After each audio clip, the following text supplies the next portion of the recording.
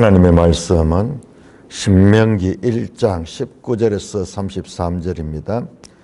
신명기 1장 19절 우리 하나님 여호와께서 우리에게 명령하신 대로 우리가 호렙산을 떠나 너희가 보았던 그 크고 두려운 광야를 지나 아모리 산지길로 가데스 바네아에 이른 때에 내가 너희에게 이르기를 우리 하나님 여호와께서 우리에게 주신 아모리 족속의 산지에 너희가 이르렀나니 너희 하나님 여호와께서 이 땅을 너희 앞에 두셨은즉 너희 조상의 하나님 여호와께서 너에게 이르신 대로 올라가서 차지하라. 두려워하지 말라.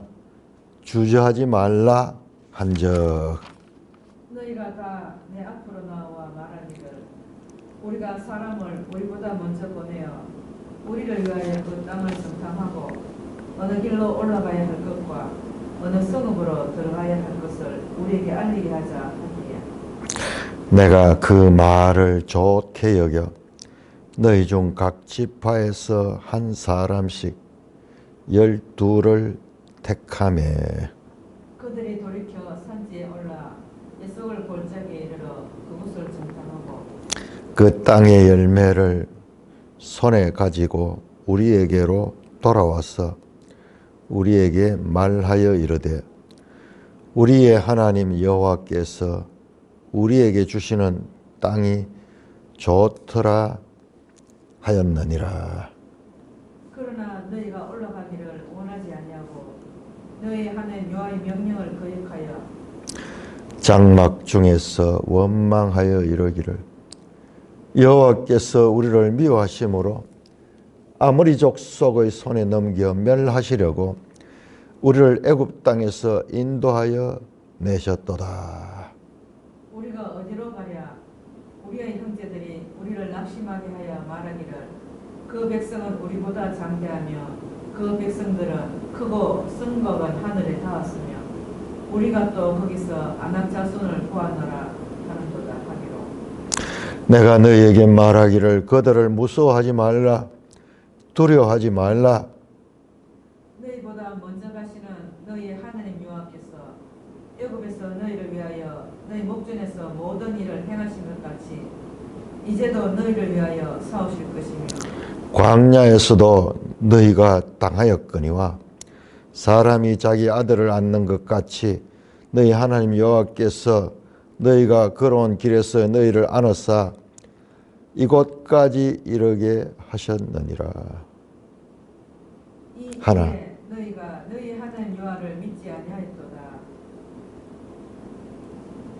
그는 너희보다 먼저 그 길을 가시며 장막 칠 곳을 찾으시고 밤에는 불로 낮에는 구름으로 너희가 갈 길을 지시한 자이시니라. 하나님 아버지 은혜를 감사합니다. 오늘 이 말씀을 통하여 우리에게 말씀하시는 하나님의 뜻을 바르게 깨닫게 하여 주시옵소서. 예수님 이름으로 감사하며 기도드리옵나이다. 아멘.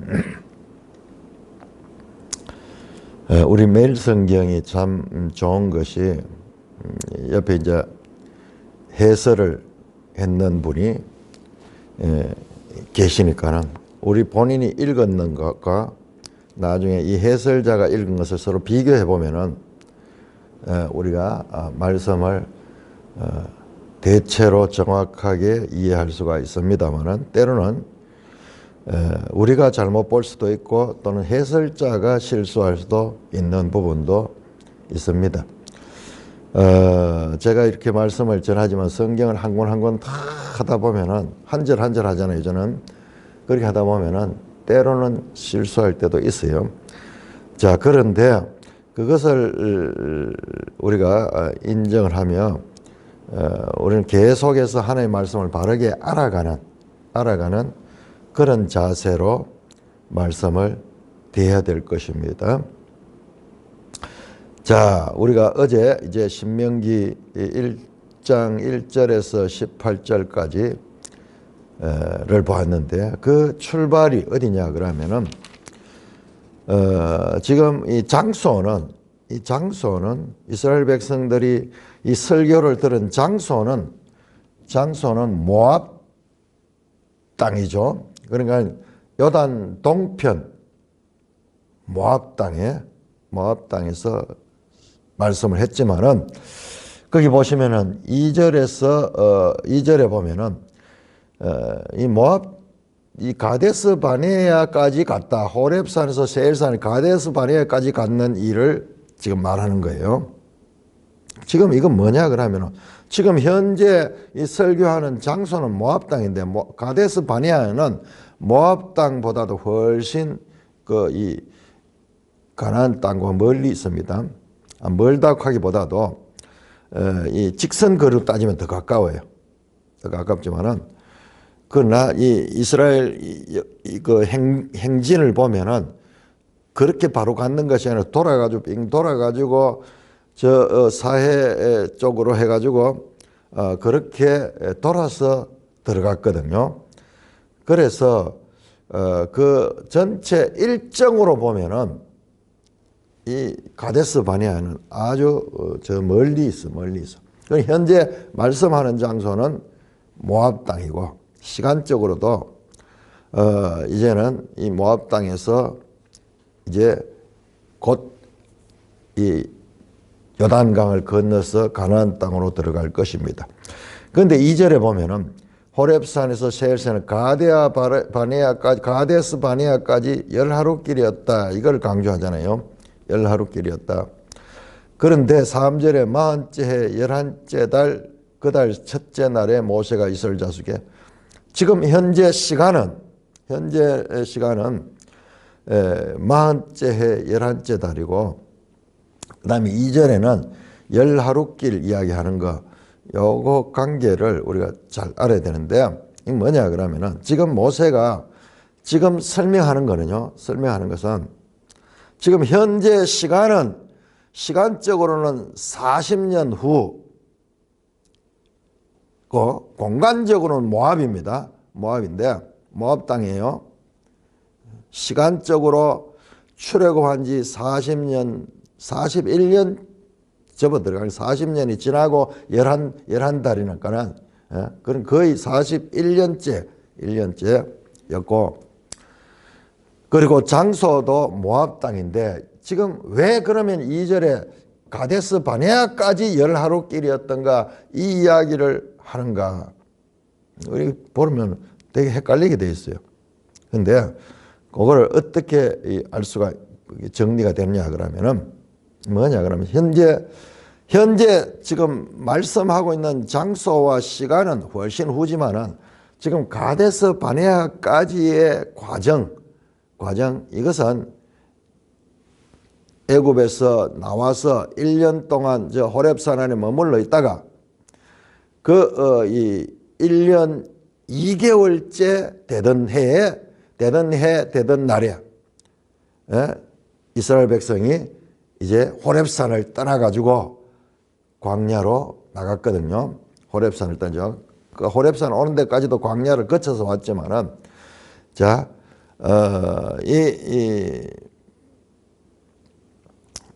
거기에서 그러니까는 1년 2개월 동안 호렙산 안에 머물러 있으면서 십계명도 받고 율법을 받고 그다음에 제사법도 받고 그다음에 이 성막을 지었어요. 성막을 지었습니다. 1년 동안 그랬다가 다시 그 1년 후에 하나님께서 이제 거기에 머물게 하지 않고 다시 이제 가나안 땅으로 가도록 했습니다.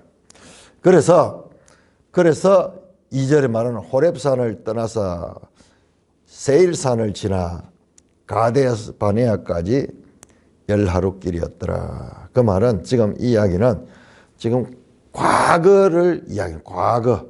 그래서 지금 나오는 내용들도 그때 있었던 일을 설명하는 거예요. 그때 일. 그래서 나와서 제일 먼저 이 모세가 이 전체의 달을 다스릴 수 없어서 지도자를 세워가지고 일을 분담하는 내용이 어제까지 나왔습니다. 그래서 1장 17절에 16절부터 보시면은 재판장들에게 그래 천부장, 백부장, 50부장, 10부장 조작을 삼아가지고 각 지파에서 대표적인 인물들을 뽑아가지고 수령을 삼아가지고 과거 성경에는 이제 두목이라 그러는데 수령 그러니까 우리 지금 북한의 수령님 생각이 나서 헷갈리는데 각 지파별의 지도자들을 세웠는 거예요. 그 지도자들이 천부장, 백부장, 50부장, 10부장 조작 그러니까 지도자들이 엄청 많고 아주 체계적이고 조직적으로 오늘날 군대도 가면은 최말단 단위가 분대가 있고 소대가 있고 중대가 있고 대대가 있고 뭐 연대가 있고 뭐 이런 식으로 그런 체제네요. 오늘날 이 도시 행정에 있어도 이 동이 있고 그다음에 뭐 업이 있고 뭐 면이 있고 시가 있고 도가 있고 뭐 그런 식의 아주 체계적인 조직을 했습니다.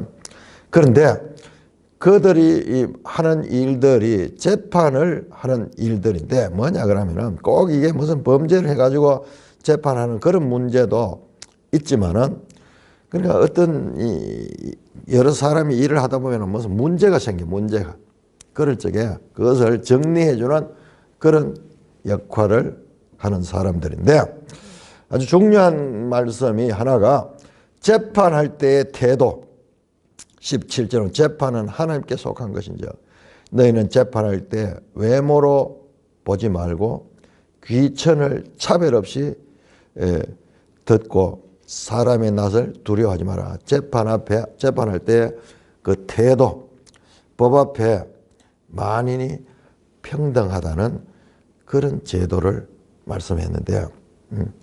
이것이 아주 중요한 교훈입니다. 우리가 살아가면서 일어나는 많은 문제들이 보면은 이와 같이 판단할 적에 겉으로 드러나는 것만 보고 또는 여기에서요 자기의 생각대로 자기 느낌대로 차별을 하는 경우가 많습니다. 귀천을 차별 없이 듣고 사람의 낯을 두려워하지 마라. 귀한 자나 천한 자, 부자나 가난한 자, 배운 자나 못 배운 자, 남자나 여자, 사회적으로 명망이 있는 자나 그러나 이름 없는 자, 뭐 이런 식으로 판단하는데 그런 배경을 가지고 판단을 하지 마라 가는 그런 말씀입니다. 근데 이게 엄청 중요한 것이고요. 이거는 우리가 성경을 해석하는데도 이 원리가 적용이 돼야 돼요. 이 원리가 적용돼요. 우리는요, 우리도 모르게 성경을 해석하는데 내 어떤 주관을 가지고 성경을 계속 생각하는 이게 잘못이 아니고 이게 인간의 원래 모습이에요. 항상 주관적이에요. 그러니까 이것을 내가 인격을 닦고 이 주관적으로 판단하게 된 이것을 계속 말씀으로 내 자신을 객관화시켜야지 성경도 제대로 이해할 수 있지. 그렇지 않으면요. 성경 읽으면서도 자기 가지고 있는 주관적인 생각을 가득히 가지고 성경을 보는 건데 이게 너무너무 어려운 거예요. 사실상. 이게 높은 수준의 사실상 성경을 공부를 하면서 계속 이것을 우리가 훈련해야 됩니다. 요한복음 7장 아마 14절일 거예요. 요한복음 7장에서 14절이 아닌가? 자, 우리 한번 볼까요? 요한복음 7장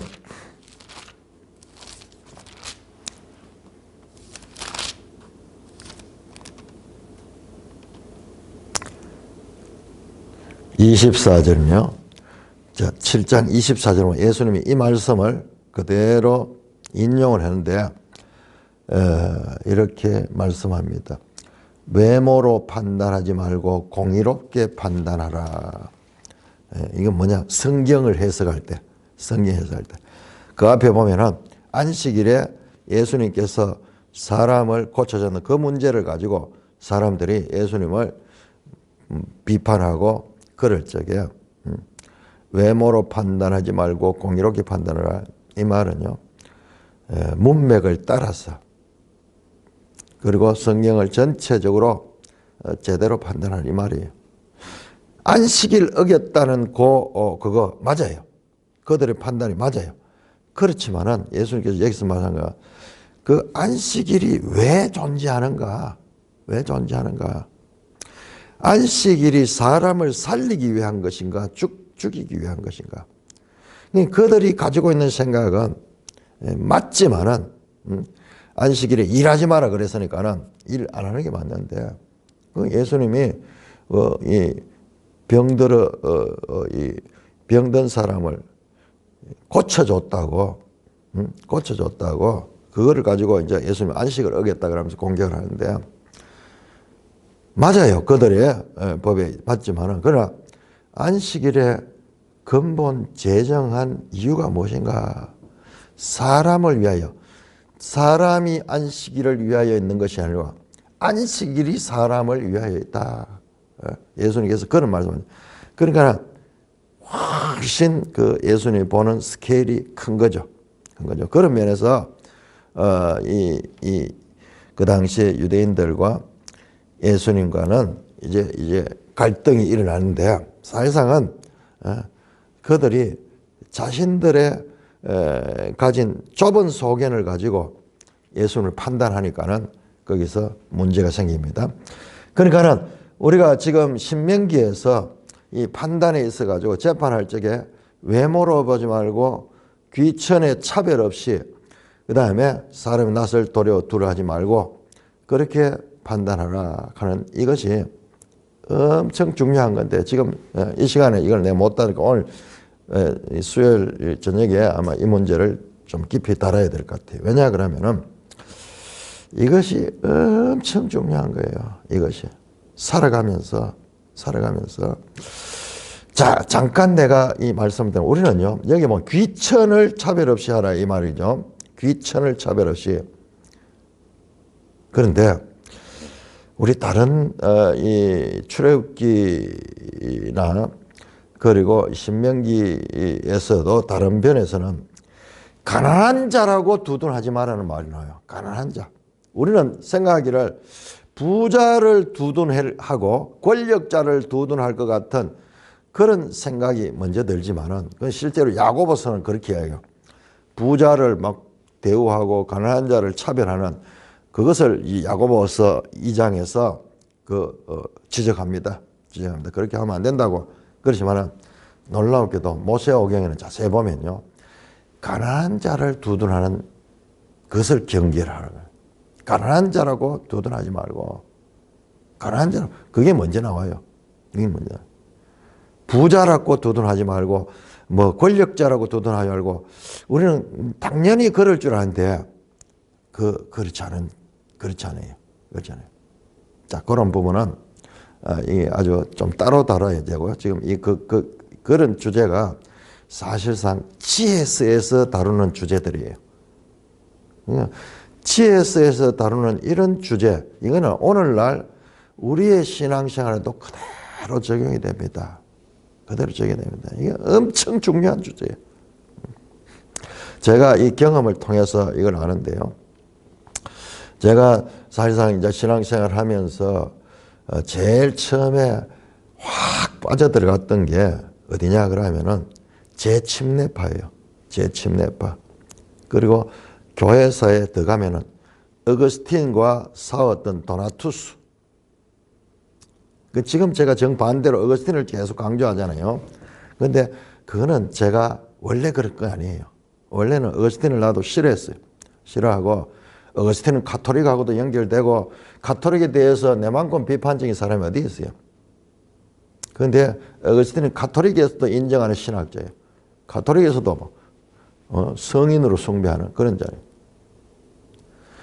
그렇기 때문에 나는 더욱 더 어거스틴을 잘못된 사람이라고 생각하고, 지금 정동수 목사 이야기가 늘 그거예요. 늘 어거스틴이 모든 뿌리 악의 뿌리다 그러면서. 그러니까는 칼빈도 그렇고 그 근본적으로 이 세대주의자들과 우리 개혁주의가 같이 성경을 중요시 다루고 말씀을 깊이 보고 다 그런 면에서는 좀 보수적이에요. 다 보수적이고 일치하지만은 근본적으로 달라지는 부분이 그 부분이에요. 그 부분. 그래서 저도 그 심정을 잘 이해하는 거예요. 도나투스파라는 사람들은 많은 박해를 당하면서 신앙을 지켰던 사람이에요. 그래서 당연히 도나투스파가 맞고, 그리고 어거스틴은 기득권자니까는 잘못됐다고 그렇게 판단을 하고 속으로 부글부글 끓으면서 그 기득권의 자리에서 교부의 역할을 하면서 그렇게 이 도나투스를 나중에 어거스틴이 박해를 하거든요.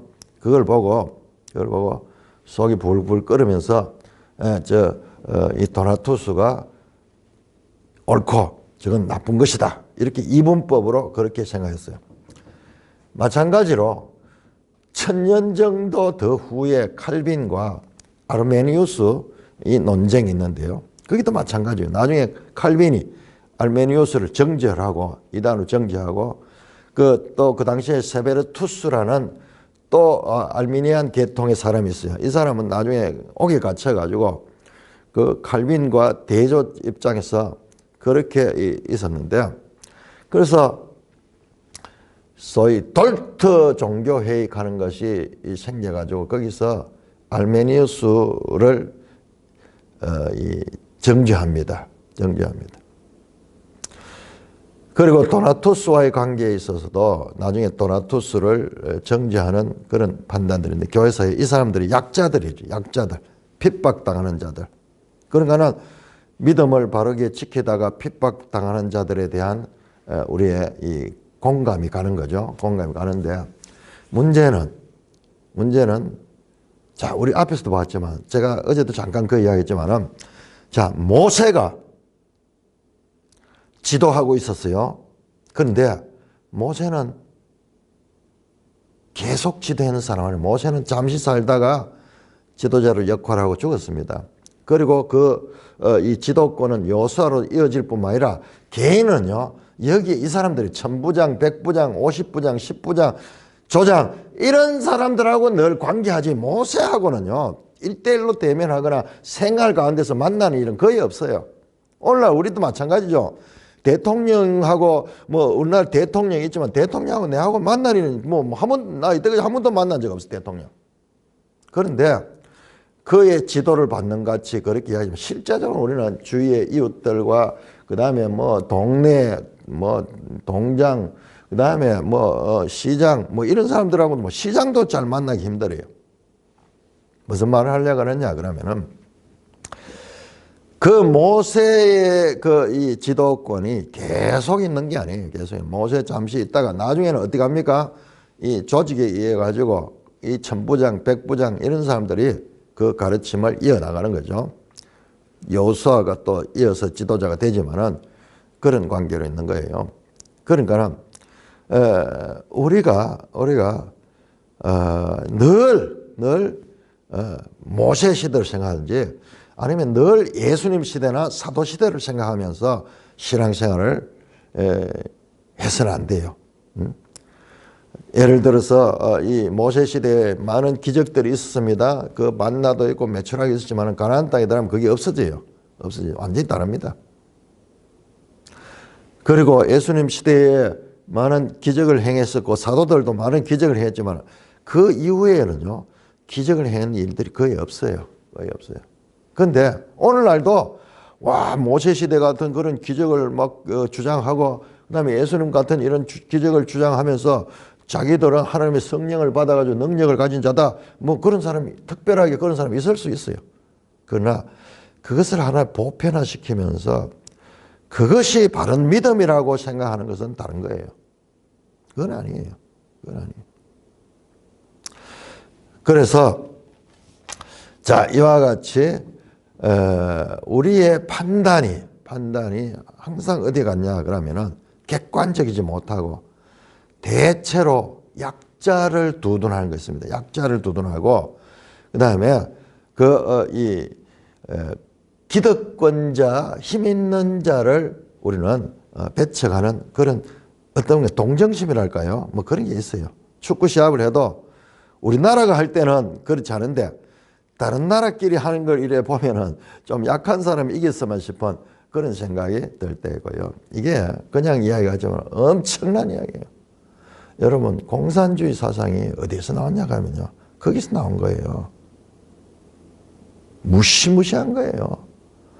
우리가 약자를 두둔하는, 약자라고 해서 두둔하는 이것이 참 선하고 이게 아름다운 일이기도 하지만은 이게 판단하는데 이게 적용이 되면은 그것이 모인 것이 공산주의예요. 그게 공산주의예요. 세상을 뒤집어 엎고 그들의 세상을 만들고 그러면서 가장 불공평한 세상을 만든 게 지금 그 공산주의예요. 그러니까는 성경에서 가난한 자를 두둔하지 말라 하는 이것이요. 엄청난 일이고, 그리고 우리가 이 성경을 해석할 때도 마찬가지로 항상 주관적으로, 그렇게 봅니다. 그 내 성향에 따라 가지고 보고 싶으면 봐요. 그러니까 그런 부분을 철저하게 이 객관화 시키며 외모로 판단하지 마라. 이게 되는 게 아니에요. 쉽게 되는 게 아니에요. 이건 계속 자기를 부인하면서 계속 일생 노력해야 되는 것이 이 부분이다. 자, 19장입니다. 19절입니다. 1장, 신명기 1장 19절. 자, 그래서 19절 우리 하나님 여호와께서 우리에게 명해 우리가 호렙산을 떠나 너희가 보았던 두려운 광야를 지나 아모리 산지로 길로해서 가데스 바네에 이른 때에 지금 19절에서 가데스 바네에 또 나오죠. 2절에서 지금 아까 말씀했던 게 바로 그 말이에요. 자, 시간은 40년 후, 장소는 모압 땅이지만 지금 모세가 말하는 것은 가나안 땅, 호렙산에서 출발한 지 얼마 되지 않은 초창기예요. 초창기입니다. 아주 초창기예요. 어떤 면에서는 출발한 지 10하루 지났을 때를 이야기하는지도 모르겠어요. 그건 또 정확하게. 정확한 아주 초창기예요. 1년 동안 호렙에서 머물러 있고 아주 초창기예요. 거기에서 무슨 일이 있었냐 그러면 오늘 매일 성경 제목에서 가나안 길목에서 되겠죠. 가나안 길목에서. 거기에서 이제 바로 가나안 땅으로 이제 가느냐 아니면은 40년 동안 광야를 헤매다가 가나안 땅으로 들어가게 되냐 갈라지는 거예요. 굳이 돌아가지고 모압 땅, 지금 현재는 모압 땅이 이렇게 오지 않고 바로 여기 가데스 바네아에서, 자, 가데스 바네아는 바로 지도 우리 한번 볼까요? 가데스 바네아는 어디냐 하면 바로 이 네게부 사막 바로 밑에 있어요. 자, 가데스 바네아. 자, 우리 121쪽 지도를 보시면은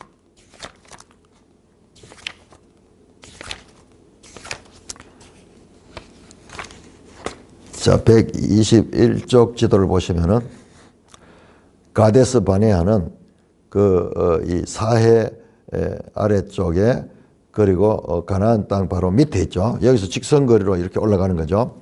자, 133쪽 보세요. 133쪽. 133쪽이 정탐꾼들의 여정이 나오는데 바로 거기잖아요. 바로 거기에서 아인 케데이스라고 나오는 그것이 가데스 바네아. 그 지역이에요. 그 지역. 여기는 가데스 바네아가 안 나오는데, 자간 여기에서 아인 엘 쿠데이랏, 아인 케데이스, 여기 가데스, 여기에요. 직선거리로 올라가면 바로 거기잖아요. 자, 그러니까 이 일이 언제냐고 초창기예요. 출애굽하고 아주 초창기. 며칠 되지 않아서 호렙산에서 1년 머물러 있었어. 거기서 출발한 지 얼마 되지 않았어. 가데스 바네아에 이르렀다. 무슨 이야기를 하려고 하냐? 바로 지금 이야기 정탐꾼 사건을 이야기하려고 하는 거예요. 모세의 설교의 첫 출발점은 바로 가데스 바네아에서 이스라엘 백성들이 하나님 말씀대로 순종하지 않고 불순종하다가 오랜 세월을 이제 돌아가게 되는 그 배경을 설명하고 있는 것입니다. 자, 그래서 가데스 바네아에 있을 때 21절 너희 하나님 여호와께서 이 땅을 너희 앞에 두신즉 너희 조상이 하나님 여호와께서 너희에게 이르신 대로 올라가서 차지하라. 두려워하지 말고 주저하라. 너희 조상의 하나님 여호와 앞에 나왔죠. 아브라함에게도 약속했고 이삭에게도 약속했고 이 요셉 야곱에게도 약속했고 심지어는 요셉까지도 약속을 들었던 그 약속대로 이제 가나안 땅에 들어가라. 올라가서 차지하라. 두려워하지 말고 주저하지 말고 올라가라. 그렇게 했는 거예요. 그렇게 해서 이제 올라가면 되는 거예요. 올라가면 되는 거예요.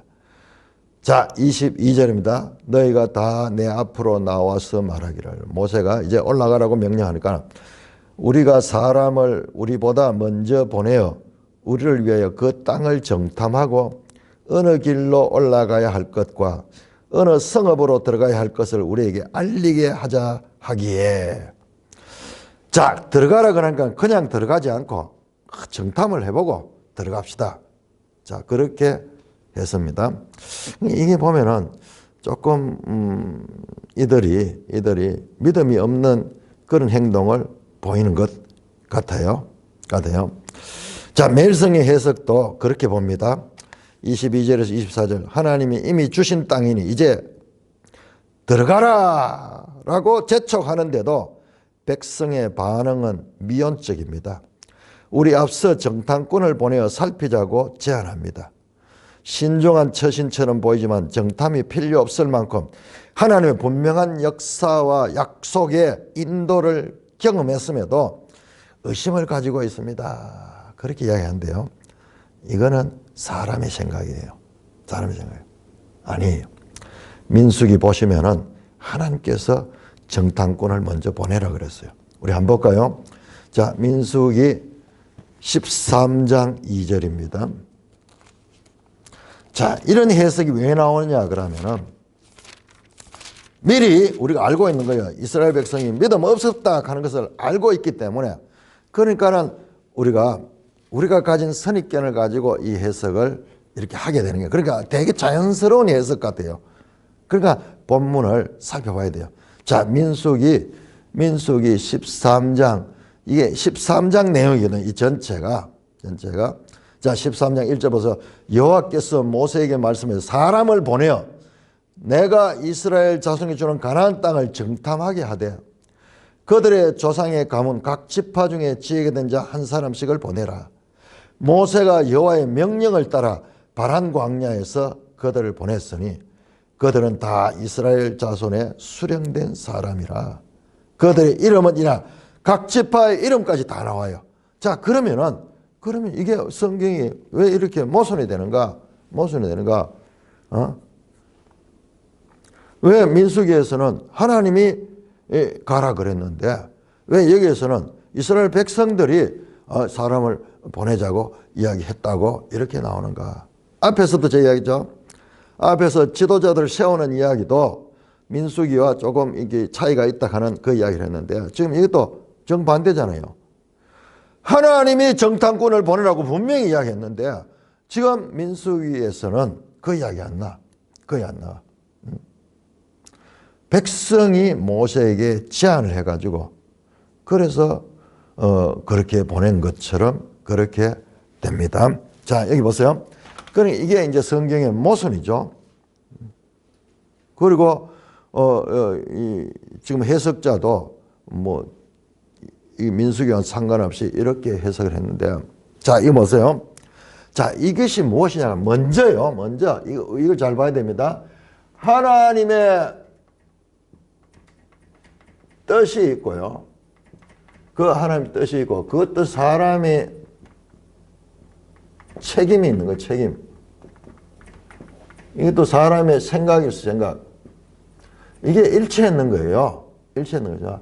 하나님이 이 정탐꾼을 보내라. 그렇게 말씀해서 사람들도 같은 생각을 가지고 그렇게 반응을 했는 거예요. 여러분 자세히 보면요, 우리가 살아가는 건 모든 것이 이 구조예요. 이 구조.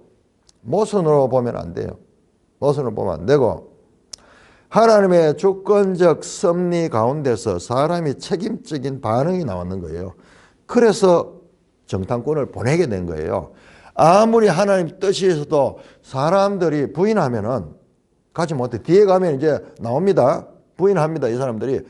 가는 것까지는 다 갔지만은 올라가진 않아요. 올라가진 않아요. 그래서 이건 모순이 아니고 이와 같은 구조를 봐야 돼. 이게 뭐냐 그러면, 세상 책 같으면 이거밖에 없어요. 이거밖에 없는데, 그러나 우리 성경은 이게 있는 거예요. 이게 이 부분이 있는 거예요. 이 부분은 우리에게, 우리 앞에서 이 욥기 할 때 반성적 지혜요.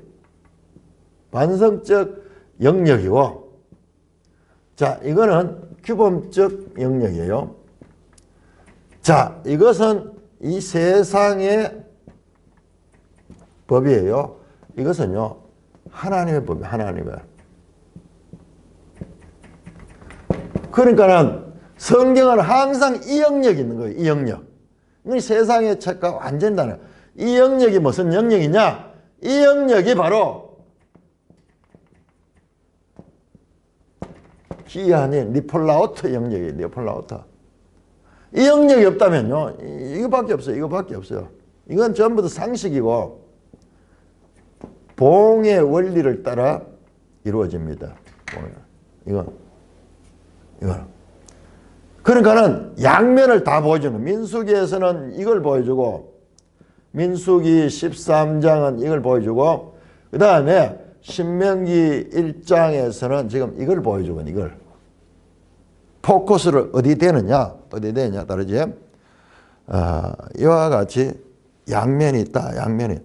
그러니까 이 땅의 이 기록을 통해서는 이 모습을 보여주니까는 이제 나오지만은 항상 이 영역이 있다. 우리 신앙의 영역은 이 두 가지를 겸하는 거예요. 두 가지를. 그러니까 이거는 철학이고 사상이고 이 세상의 지혜, 이런 건 전부 이거밖에 없어. 이거밖에 없어. 이거밖에 없어요. 그러나 신앙의 영역, 믿음의 영역은 이걸 포함하는 거예요. 이걸 포함하는 거예요. 앞으로 계속 이 문제가 다루게 될 겁니다. 계속. 그래서 우리가 앞에 욥기를 하면서 욥의 세 친구와 욥의 차이점을 그게 보통 이야기하는 거예요. 그게 우리 신앙 전체와 연관되는 문제예요. 제가 아까 전에도 그런 이야기 했지만은 이 어거스틴과 도나투스, 칼빈과 아르메니우스 이야기했지만 사실상 그 이야기예요. 한쪽은 여기에 초점을. 이게 전부 뭐냐 그러면 행위 사람의 책임, 한마디로 인본주의. 모든 게 다 여기에요. 여기 다 보면. 이거는요, 지극히 우리가 이해하기 좋은 거예요, 이해하기. 이 부분은 당연히 과학적이고 물리적이고 모든 사람에게 통용되는 것이지만, 자, 이 부분을 수용하는 것은 이것은 은혜고 믿음이 없이는 이건 수용이 안 돼요. 이 사람들이요, 이거를 인정하려고 해도 도저히 자기들이 받아들일 수 없는 거예요. 도저히 받아들일 수 없는 거예요. 이게 신앙의 영역이고, 이게 은혜의 영역이고, 이게 하나님의 구원의 영역이에요. 아무리 여기서 잘해도 여기와 연결되지 아니하면은 저것은 멸망으로 갈 수밖에 없는 거예요. 신앙의 영역 한 발자국 나가지 못해요. 신학자들도, 많은 신학자들이 여기에 머물고 있는 신학, 학문이라는 그 틀 속에서 성경을 제한시켜 버린 거예요. 그래서 계속 앞으로 이제 이 부분이 나올 적에 우리가 이해해야 되고, 내가 이 기이한 일을 강조해, 이게 딴 말로 하면요, 기이한 일은 전부 다 하나님과 연결된 거예요. 아니, 한번 보세요. 민수기에서 지금 하나님이 모세에게 말씀하고, 이거 여러분 믿을 수 있습니까? 하나님이 직접 말씀하고 이렇게 해라 저렇게 했다 믿을 수 있습니까? 믿을 수 있으면은 이 사람들도 다 그리스도인이 될 수 있어요. 그러나 이 부분은 특별히 은혜 받은 사람들은 이걸 믿지만은 그렇지 않은 사람들은 죽었다 깨도 이건 빈말로 보는 거예요. 이거는 그냥 빈말로 보는 거예요. 지금 신명기에서는 이제 그런 식으로 사람 편에서 인하는, 그러니까 하나님의 뜻과 사람의 책임이 서로 일치되는 경우, 그래서 시야를 여기를 비추고 있는 거예요. 여기를 비추고 있는다. 자, 우리 욥기를 보면 더 이해하기 쉽습니다. 자, 욥기 1장에는 어디 나왔습니까? 여기 나왔잖아요. 여기 하늘에 쫙 하늘 의회 장면 나왔잖아요. 그런데 3장 이후로 있습니까? 전부 이 땅만 나왔잖아요. 땅만 나왔잖아요. 땅만 나왔잖아요. 궁극적으로는 욥기 이야기들이 궁극적으로 가면은 이 1장, 2장의 하늘 의회와 연결이 되잖아요. 제일 마지막에 하나님 다시 등장하잖아요. 그래서 이 양면 1장, 2장을 빼버리고 42장을 빼버리면 욥기 전체가 이야기였어요. 이야기. 마찬가지로 모순이 아니라 우리 성경만이 가지고 있는, 세상에서는 이걸 모순으로 보고 틀렸네. 성경 있으면 오류투성이네. 여기는 주체가 여호와다 했다가 여기는 사람이 되고 말이 안 돼. 여기 있는 사람은 그렇게밖에 못 보는, 여기 있는 사람. 그러나 여기를 믿음으로 수용한 사람은 이렇게, 이런 문제도 하나 문제가 안 돼. 아, 그렇구나. 그러면서 우리 시야를 양면성으로 볼 수 있게 하는 거예요.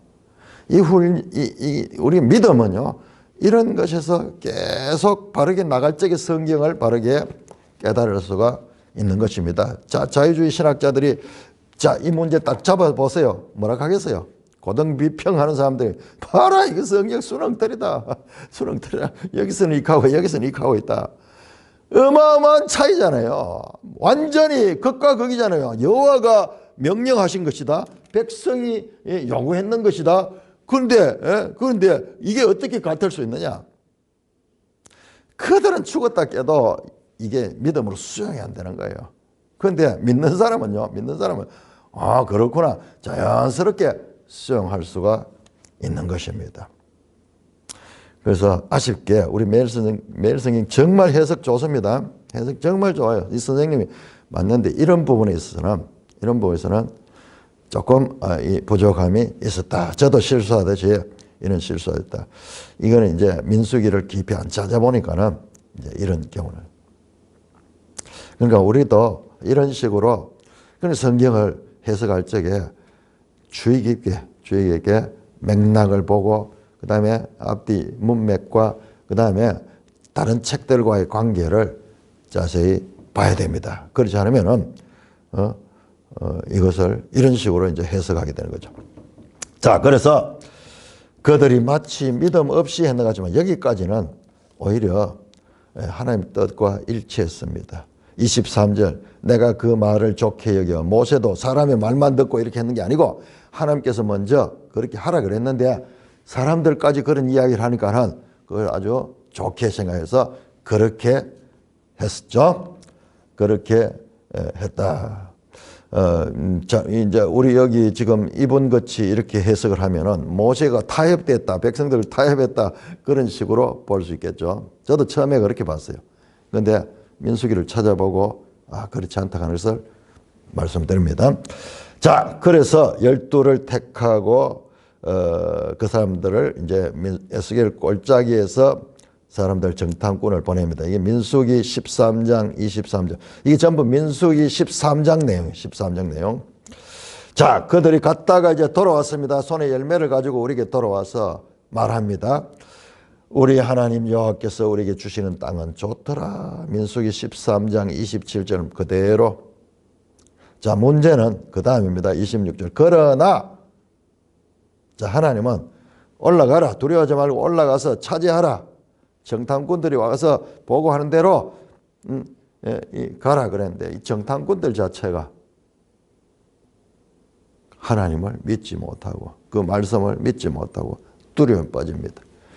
그래서 올라가기를 원하지 아니하고 너희 하나님 여호와의 명령을 거역하여 그냥 가기 싫으니까는요, 가면은 죽는다고 이렇게 생각하니까는 원망합니다. 27절에서 28절, 27절 봐요. 백성들이 장막 중에서 원망하여 이를 여호와께서 우리를 미워하셔서 우리 보고 올라가라 한다. 아모리 족속에 우리를 넘겨가지고 멸하려고 하고 애굽에서 인도해가지고 우리를 여기서 죽이려고 했다. 아니 여기까지 하나님 다 인도해 줬는데 결국 여기서 끝이 나는구나. 그 하나님의 기적을 경험하고서도 현재 눈앞에 보이는 이 두려움 앞에서 그들이 믿음을 다 잃어버린 거예요. 우리가 어디로 가라 우리 형제들이 우리를 낙심하게 하여 말하기를 그 백성은 우리보다 장대하며 그 성읍들은 크고 성곽은 하늘에 닿았으며 우리가 또 거기서 안악 자손을 보았느냐. 거기는 막 문명이 막 발전했고 그다음에 백성들도 힘도 세고 크고 막 장대하고 우리는 메뚜기 같고 자기들은 뭐 거인 같다. 특별히 거기 안악 자손 가는 안악 자손이 거인족들. 그리고 그들은 문명이 있어가지고 성이 막 높이 이렇게 빌딩도 막 짓고 이랬다. 그러면서 원망하면서 하나님을 원망하고 올라가지 않겠다는 거예요. 하나님의 말씀에 대한 불신과 더불어서 인간적인 두려움이 점점 커지면서 사람들이 막 이야기를 하니까 옆에 사람들도 전염이 돼가지고 정폭이 돼가지고 못 올라가겠다. 자, 그러자 모세가 다시 설득합니다. 내가 너에게 이르기를 무서워하지 말고 두려워하지 말라. 하나님이 여기서 지금까지 다 인도했다. 너희보다 먼저 너희 하나님 여호와께서 애굽에서 너희를 인도했던 지금까지의 1년 한 2, 3개월 동안의 과정. 출애굽할 때 홍해를 가르고 그 다음에 3개월 동안 광야를 건너면서 만나를 먹고 그 다음에 거기에서 또 이 가나안 땅에서 율법을 받고 하나님 임재를 체험하고 성막을 짓고 이 과정이 있었잖아요. 1년 몇 개월 동안의 그 과정이 있었는데 그건 아무 생각 없고 두려움 가운데 떠는데 모세가 다시 설득을 합니다. 하나님이 지금까지처럼 너희를 위하여 싸우신다.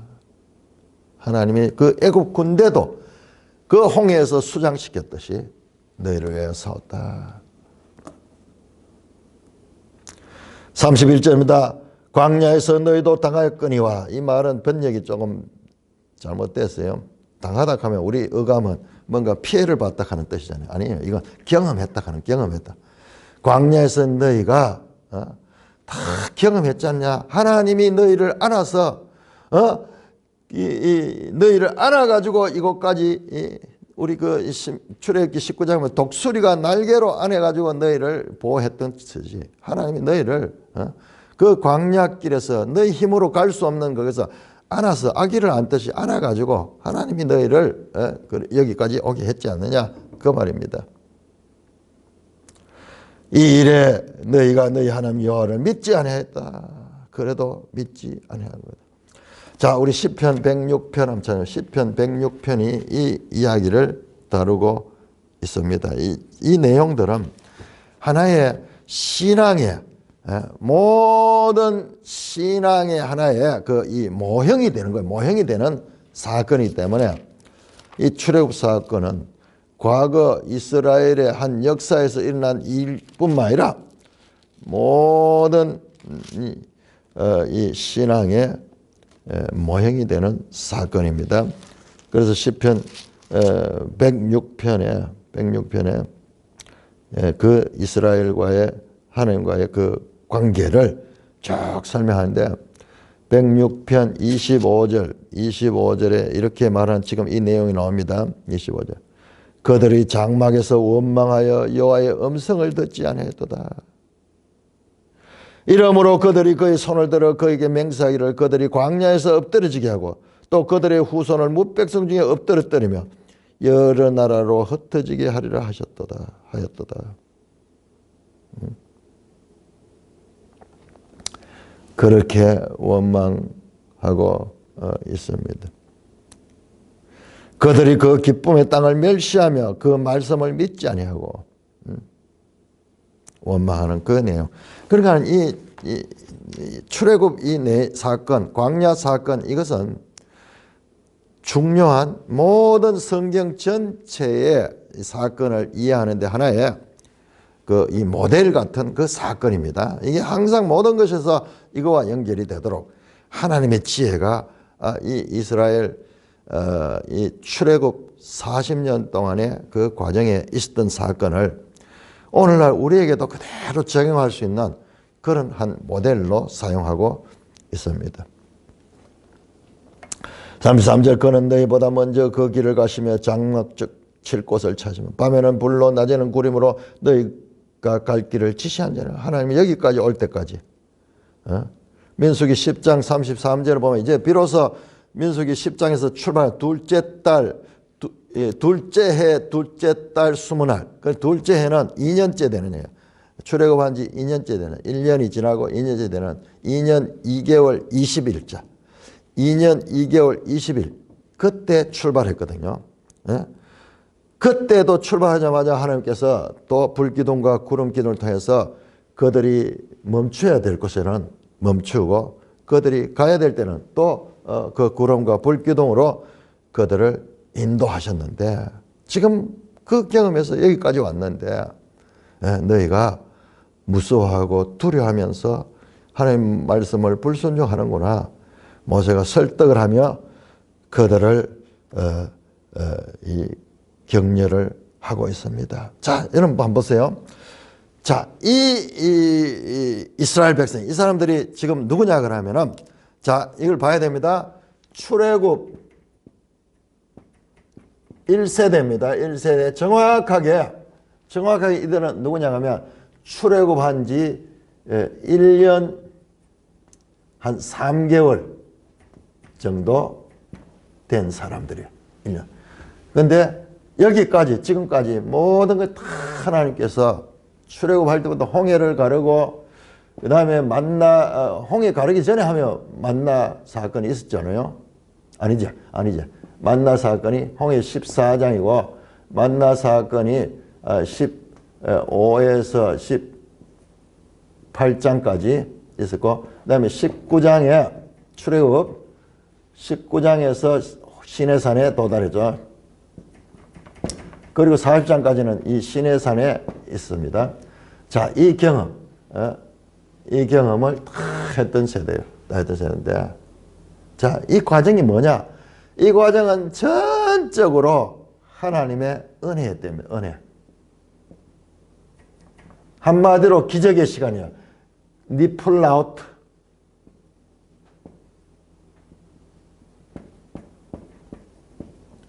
니플라우트의 시간. 기이한 일. 기적이죠. 광야에서 사는 자체가 기적이야. 광야에서 사는 자체가 기적. 홍해 건널 때 홍해를 가르게 하시고 하나님이 기이한 일로 기적으로 그들을 구원하시고 그 다음에 이 광야 가면서 이제 또 먹을 것이 없고 마실 물이 없을 때 하나님 반석을 터뜨려서 물을 내시고 그리고 만나를 주셔서 그들을 살게 하시고 기적의 삶이잖아요. 기적. 그리고 하나님 직접 호렙산에 임재하셔서 말씀하시고 모세를 통하여 율법을 주시고 그 모세를 통하여 성막을 짓기 위해서 성막의 설계도까지 다 주셨고 그리고 다시 이 가나안 땅을 향하여 가는 이 모든 과정이 광야에서 살 수 없는데 수십만 명 심지어는 약 200만 명의 이스라엘 백성들이 살아왔는 거예요. 이 전체가 니플라우트의 영역이고 이 전체가 바로 여기 영역. 그러나 이렇게 경험을 해서도 이것이 늘 새로운 거예요. 늘 두렵고 불안한 거예요. 늘 그런 거예요. 늘. 그러니까 이 영역은 이 땅에 속한 우리 인생에 있어가지고는 이 하나님의 은혜가 없으면 수용하지 못하는 영역이에요. 그러니까는 신앙 그 자체는 처음부터 끝까지 전부가 하나님의 은혜예요. 은혜. 지금 보세요. 다시 돌아와 보잖아요. 이거를 1년 수개월 동안 경험했던 자들, 직접 그 경험 속에 살고 있는 자들도 이제 새로운 문제가 딱 나오니까는 뭐가 있냐면 기존 가지고 있던 이 영역이 살아나가지고 내가 판단하고 내가 보는 것으로 해서 두려움에 사로잡히는 거예요. 창세기 3장에서 하와가 딱 뱀의 말을 들으니까는 지혜롭게 살 것 같고 보암직하고 먹음직하고 딱 자기 마음이 생각이 들잖아요. 딱 그 생각이 들어서 범죄하듯이 마찬가지로 동일하게 이들도 새로운 문제가 딱 닥치니까는 지금까지 이것은 온데간데였고 자기들의 판단과 자기들의 생각과 그것이 그리고 세상적인 그런 그 사람들의 위대함이 두려워. 하나님은 보이지 않고 이것만 보이는 거예요. 이것만 보이는 거예요. 매일 성경 보면 기가 막히게 해석을 해놨어요. 기가 막히게. 뒤에 보면 내일 해석에 보면 정말 표현을 잘했어. 두려워. 항상 그런 게. 그러니까 자 이게 신앙이에요. 이게 신앙. 이렇게 경험했던 자들도 은혜 속에 살았던 자들도 궁극적으로 이 1세대는 다 이 광야에서 죽습니다. 다 죽습니다. 자, 이와 같은 우리가 지금 이 사건들을 쭉 이래 보면서도 원리적으로 이러한 부분을 보는 것이 중요하다. 이 영역은 늘 새롭게 나오는 거야. 우리도 마찬가지로 우리가 하나님 은혜 가운데 신앙으로 참 이 믿음으로 살아가면서도 항상 이 현실에 또 새로운 문제가 오면은 다시 지난날에 그것은 언데간데 없어지면 계속 자기 판단, 자기 생각이 나오면 두려움이 드는 두려움이 불신하게 되고 그렇게 하면서 이제 마귀가 지배하게 되는 그와 같은 거예요. 자, 이와 같은 일로 이 백성이 두려워하고 있다. 자, 이 이야기를 왜 성경은 민수기에서 하고 출애굽기하고 신명기에서 또 하느냐? 자, 이것은 과거 이스라엘의 한 역사적 사건일 뿐만 아니라 이것은 오늘날 우리에도 동일하게 적용되는 모델이에요. 모델. 고린도 전서 10장에서는 그렇게 말씀했죠. 이 모든 광야에서 일어나는 우리의 거울이다. 우리를 들여다보는 것으로 기록이 됐다. 지난번 성경은 그렇게 이야기했어요. 지금은 모형을 했는가 그렇게 번역했는가 모르겠는데 거울이다. 우리 자신을 들여다보는 이야기야. 인류 전체를 들여다보는 이야기가 이 속에 담겨 있는 거예요. 하나님의 지혜가 놀랍잖아요. 그래서 이거를 한 40년 동안 일어났던 이 사건, 특별한 이스라엘에게서 일어난 이 사건이 왜 우리가 알아야 되며 왜 이것이 중요한가? 이거는 모든 인류에게 적용되는 하나님의 이 모형적인 그런 역사심이 담겨져 있고 우리 인간을 볼 수 있고 하나님이 누군가를 볼 수 있는 거예요. 자, 이 부분에 가면은 항상 뒤로 빼는 거예요. 신학도 마찬가지. 이 부분에 들어가면은 없어요. 이 부분에 머물러 있는 자들은 이 부분을 할 수가 없는 거예요.